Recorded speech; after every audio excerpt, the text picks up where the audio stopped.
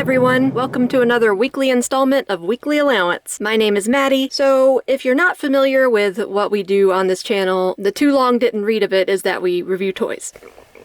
My throat just made a really weird noise. But a more accurate version would be that we are a two-person team. I review the toys, Patrick takes the pictures, and a lot of the time we have pretty similar tastes in things, but sometimes those tastes diverge wildly. So a lot of the times we're on the same page about which action figures we're collecting, and other times we're not. And this is one of those times, and more of those times will be coming in the future, and I will let you know every time. So this is a synthetic human female from 1000 Toys, not a company that I'm familiar with, but I'm sure some of you will be. And I was specifically told by Patrick not to look at this until it was time for review, because he wanted to see my initial genuine reaction, so I haven't looked at it, I've just seen the packaging. He says it's very Japanese. I don't know what that means, but I guess I'll find out. Okay, so we'll start with packaging. Matte black with a shiny black overlay. Can't read that. Says the same thing on this side. Still can't read it. On the bottom's where you've got your company info. Age 15 and up. That's pretty high. So I wonder if we're dealing with more of an adult, something of an adult nature. I don't know. I'm nervous. Oh, Jesus Christ. That's just terrifying. You know, it's terrifying, but not as terrifying as it could be, I think. The eyes are what makes it scary, but the body seems okay. Oh, this is interesting. What is this? A stand of some kind?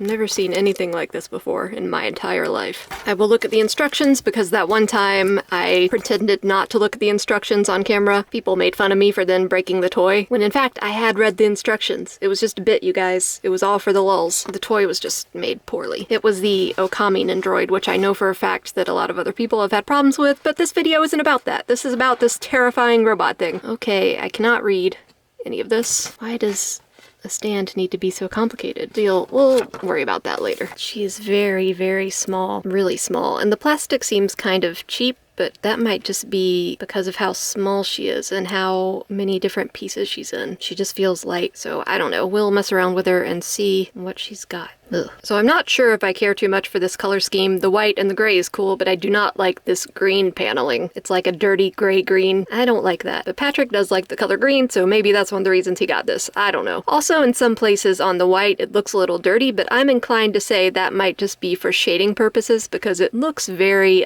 purposeful. It doesn't really look slapdash. It just is in very specific spots. Color aside, it's a cool design. I like robots. Also, on a more personal note, I really appreciate that she doesn't have giant robot boobs.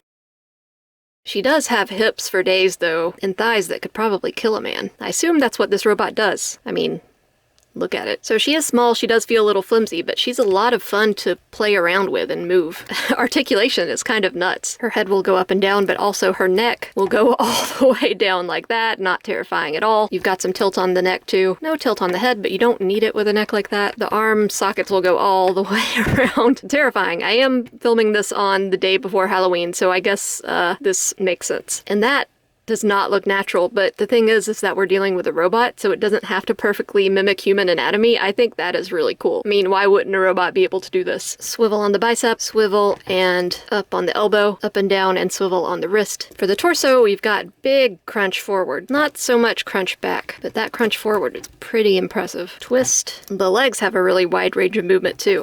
Now, what's this? Some paint got on here? That is definitely not on purpose. This is an accident. Was that there before? Am I going crazy? Ghost paint. Alright, as I question my own sanity, we move forward. Double knee, swivel on the shin, swivel and pivot on the ankle, and a tiny toe joint. So yeah, you can get some pretty good movement out of her, and she is fun to play with. So she comes with things. So she has an alternate face that is somehow even more terrifying. So you just peel this one off, clip that on. God, no. So scary! I like her cute little eyebrows, though. She's got tiny little dot eyebrows that I love. But other than that, so terrifying. Good sculpt and paint, though. But yeah, so scary. I don't care for that. Let's change that back, please. Thank you. There we go. I thought this was scary, but that one was somehow even more so. She also comes with a hairpiece, so you can give her some hair. And I guess to do that, you take her face back off, remove this top piece, put her face back on, and then slip on the hair. Alright, so now she has hair. Hold on a minute. I'm seeing a distinct resemblance here. Is it just me or does she look pretty much exactly like Elle from Death Note? Same haircut, no eyebrows, same terrifying stare. This is who they should have gotten to be Elle's replacement. Can you kill a robot with the Death Note? It only works on humans, right? And so going back to the packaging, I'm realizing these dirt spots are purposeful because they're on the packaging. Or at least they got a prototype back and it was all dirty and they said, let's just go ahead and photograph it like we meant to do it that way. And yeah, so remember earlier when I was praising the toy for having a normal sized lady chest? Throw that out the window because she comes with 2 extra chest pieces that are much larger because of course you want to be able to customize your woman with large chest pieces. Am I right, fellas and ladies? So this is the second largest size. I guess if you're a robot and you want to increase your bust size, it's pretty easy. So that's not too bad. It looks natural. And then these are the big ones. And they don't even really want to fit on her chest. But God, those are too big for a robot. They just look weird and they don't even really fit on her anyway. So we'll go back to the standard chest piece that clips in really nicely. And also we'll take off this hair because she looks even creepier with it on.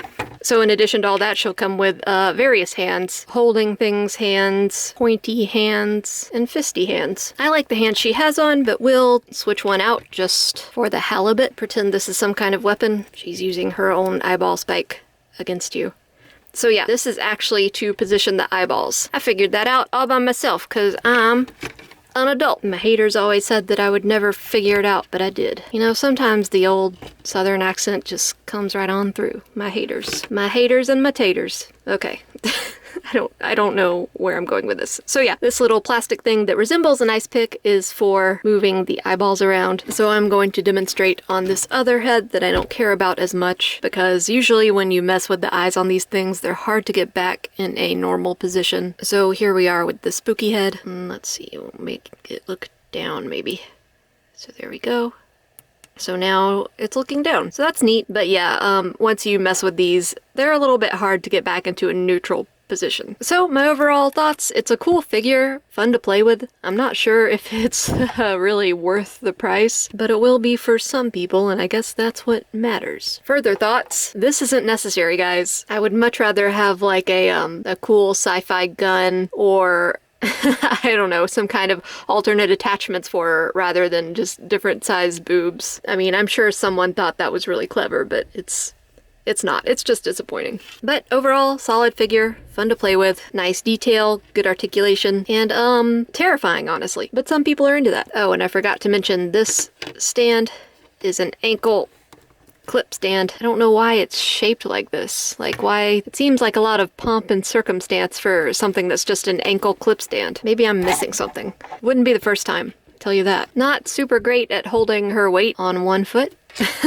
Which is the whole point of a stand, but you know, it is what it is. I might just be doing it wrong. That's always a possibility, always. So thank you so much for watching. Likes and subscribes are very much appreciated. Comments are more than welcome, and I will see you guys on the next one.